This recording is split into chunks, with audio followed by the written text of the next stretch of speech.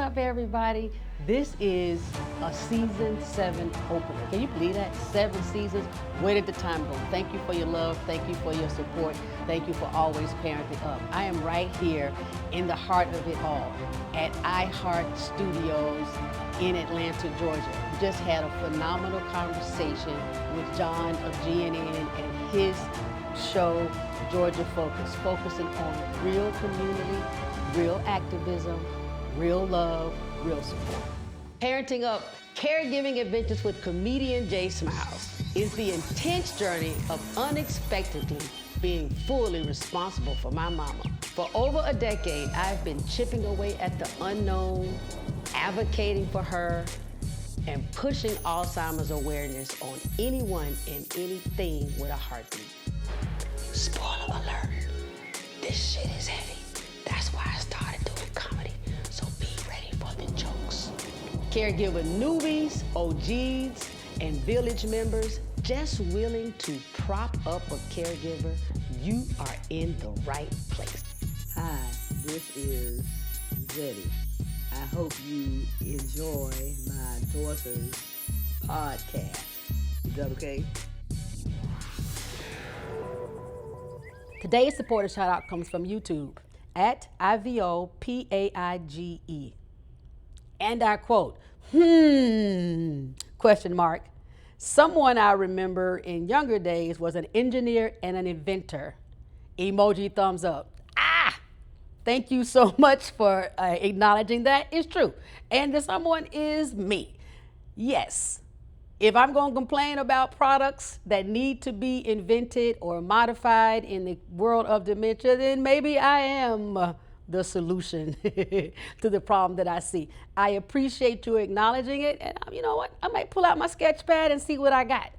I ought to be able to make these adult briefs work a little bit better than they are currently working.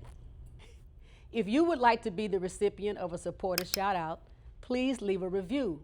Apple Podcast, or YouTube. We're parenting up everywhere. Thank you. Today's episode, Comedy in the Chaos. Jay Smiles talks caregiving on Georgia Focus.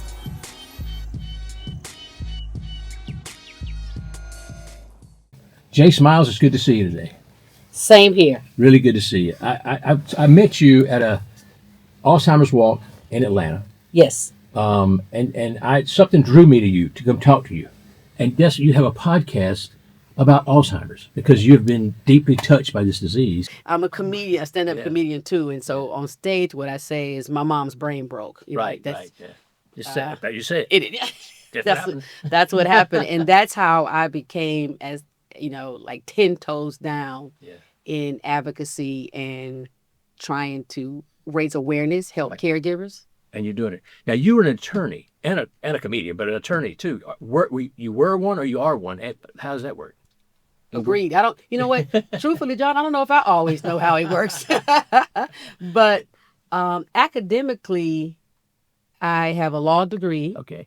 I have a master's in product design, and I have a BS in mechanical engineering. And I worked in corporate America or in the private sector with each of those degrees prior to my mom being diagnosed. Like, it was only about 90 days between when my dad died and when my mom basically started to fall apart. So I put my previous professional pursuits, I thought it was just going to be on pause, and it ended up pretty much being a hard stop. 14 years you've been dealing with it. Yes. Now your father, was your mother okay before your father passed away? Yes. That's so weird. That happens all the time. And I didn't know it. Yeah. I did not know how prevalent it was for a catastrophic event to like speed up Alzheimer's, for lack of a better term. I didn't know that could happen, John. So when my mom was just showing signs of something other than grief, and I have to say that what was kind of demoralizing at the time was her, my mom and dad lived in Montgomery, Alabama. I did not live there at that time. And my mom's pastor, her doctors, some of her closest friends and confidants, they told me I was overreacting initially. Yes.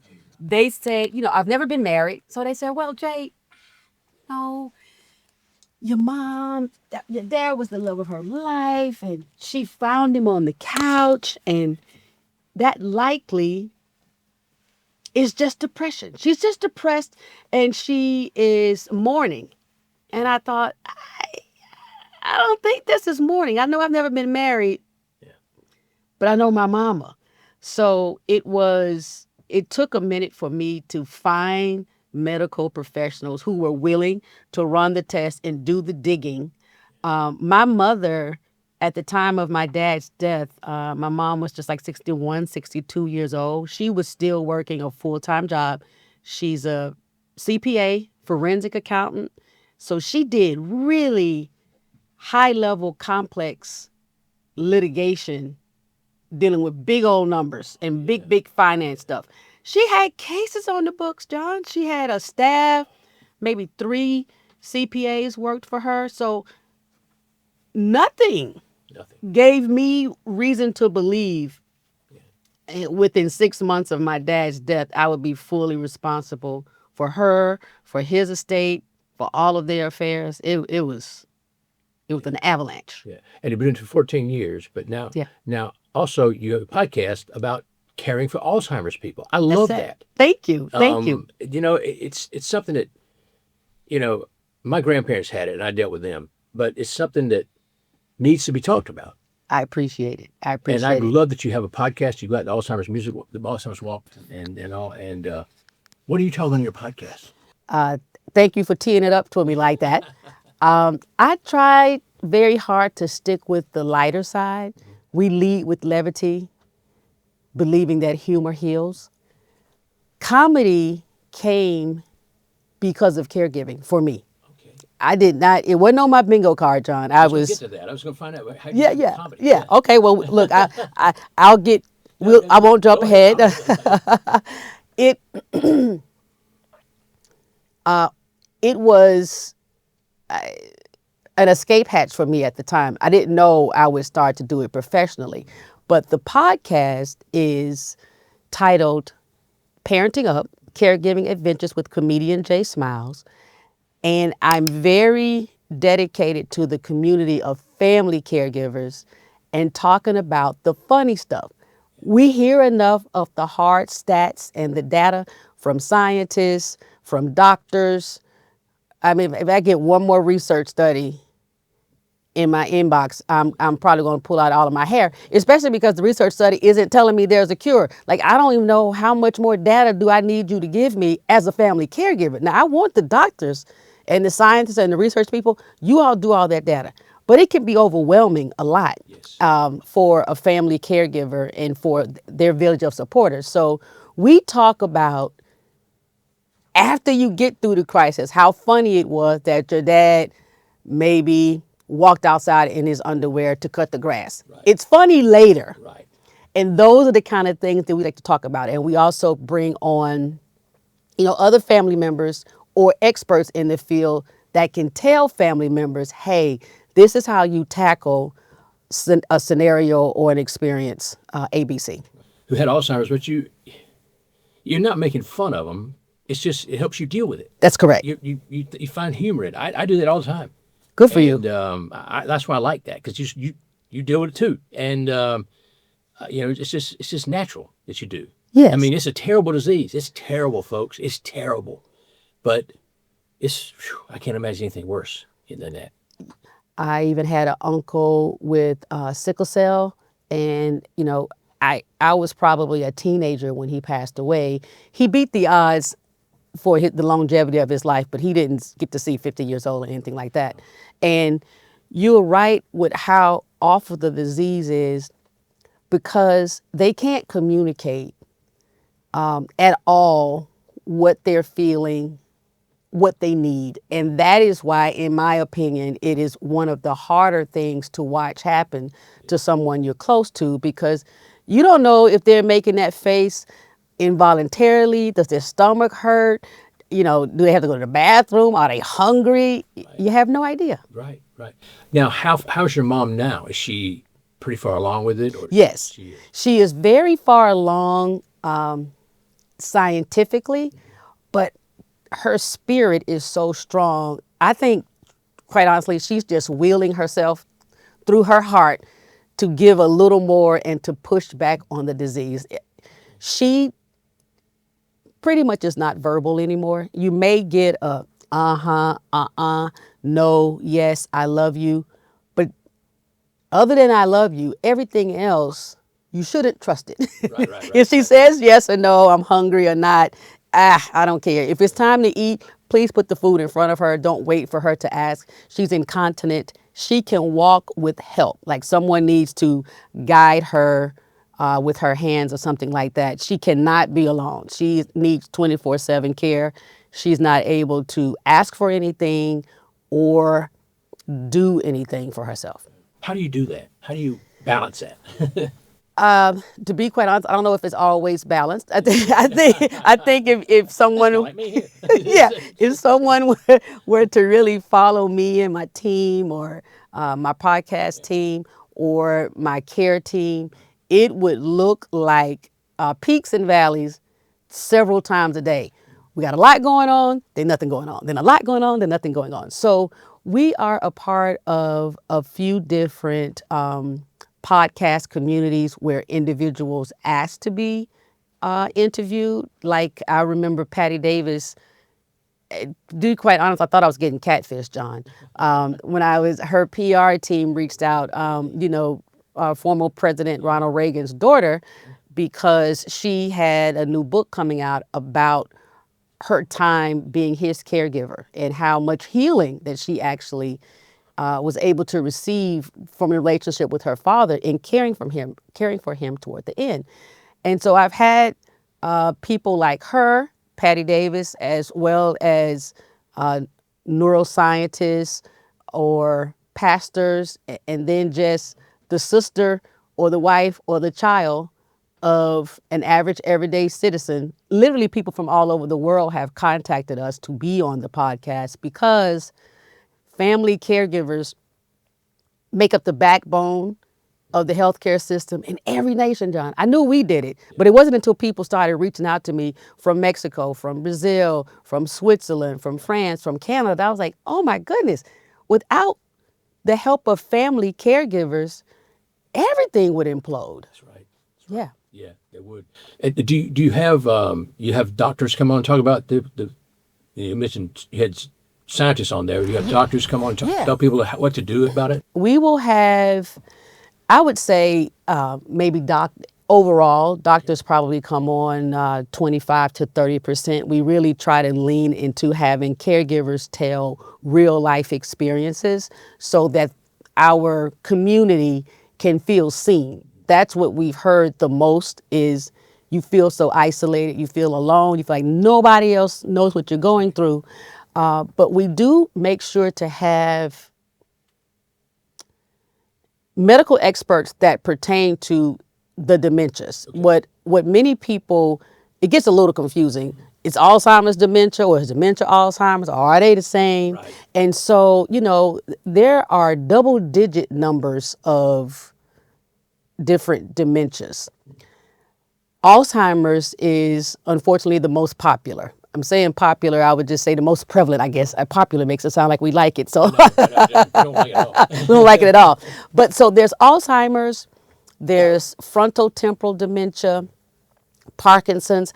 Down syndrome is a dementia, and that shocks many people when they hear about that. So we will have different dementia experts, sometimes gerontologists, neurologists, neurosurgeons, come on and talk about what they've experienced. Now, one thing that I feel that I'm very proud of, very excited to say is typically my team, we're able to identify medical professionals who also have a personal experience in caregiving.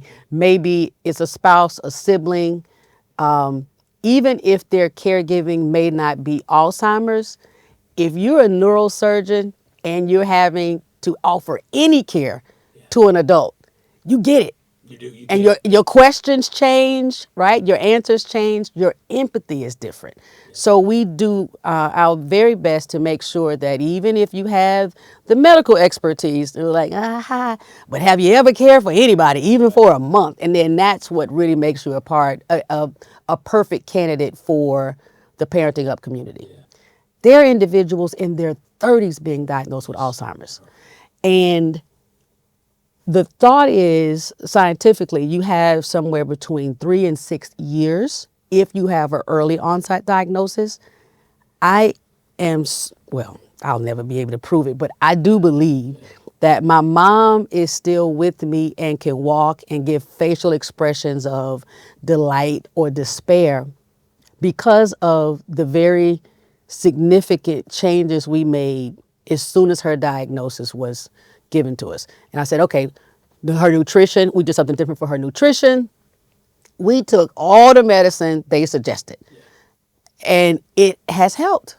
We're in year 14 and looks like she could have another 10 in her. And I'm like, whoa, I got to make sure she doesn't outlive me. I know, right? Jay, it's been a pleasure having you today. It really has been. I appreciate you talking to me about this. We need to talk about it more. I agree. And thank you so much for the invitation. Absolutely. Thank you for all the work that you do just to make sure that the community of Georgians have a voice and are able to tell their wins and their losses in a place where they feel seen. That's very important.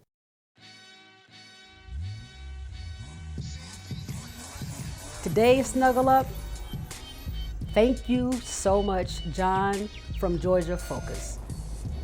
Y'all, I gotta admit, 14 years in, telling the story of my mom, how I became a caregiver, and that caregiving led me to comedy, sometimes it feels like, dang, I need to say that again? Doesn't everybody know that already? But you know what? This conversation today was cathartic for me. Actually, because of John's personal story with dementia and how he is focusing on being a part of the Alzheimer's Association. That's where I met him, at the Alzheimer's Walk in Atlanta. It just reminded me that it's never old. You know, it's almost like telling somebody where you grew up or who your favorite teacher was or what your favorite color was. It's a part of your story. It's a part of who you are and how you've come to be. So my biggest takeaway in the Snuggle Up is go ahead and lean into whatever your journey has been. Share the story as many times as you can, because not only are you impacting the lives of strangers, but you know what? You're healing your own scars. And how the hell can that be bad? Thank you for tuning in. I mean, really, really, really, thank you so very much for tuning in. Whether you're watching this on YouTube or if you're listening on your favorite podcast audio platform. Either way, wherever you are, subscribe. Come back. That's the way you're going to know when we do something next. Y'all know how it is. I'm Jay Smiles. I might just drop something hot in the middle of the night.